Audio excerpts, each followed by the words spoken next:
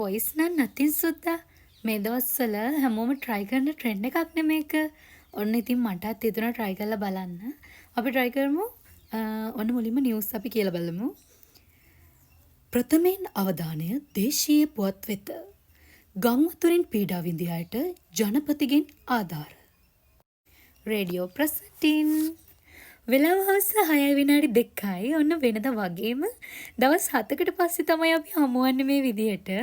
හරිම ආදරෙන් මාව අහන් ඉන්න හැම කෙනෙක්වම එකතු කරගන්නවා. ඔයාලත් පුළුවන් මේ පැත්තට මෙසේජ් එකක් දාන්න. Love voice. මගේ ජීවිතේ මට හම්බුණ ආදරණීයම ආදර මතකය ඔයා. ටීවී ප්‍රසන්ටින් සුබ උදෑසනක් ඔබ සැමට. අද දවසේ ඉතාමත් වැදගත් කතා බහකට මාත් එක්ක මේ වෙලාවේ ලංකාවේ ප්‍රවීණ රංගනවේදිනියක් සහභාගී වෙලා ඉන්නවා. ඉතාමත් ගෞරවයෙන් සහ ආදරයෙන් පිළිගන්නවා ඔබතුමියව. ඩබින් happy mood, sad mood, angry mood try කරලා බලමු. මට හිතුණා හැබැයි ඔයා එහෙම කියනකොට මට ආදරේ ඇති කියලා. කියන්නකෝ අනේ මට ඇත්තටම ආදරේද? Sad mood. මට ඔයාට ආදරේ හිතුණට පස්සේද ඔයාට මාව එපා කියලා හිතුනේ.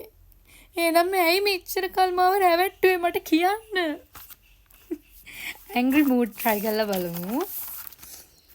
මට ඕන දේ මම හොඳින් හරි නරකින් හරි මම කොහොම හරි කරගන්නවා.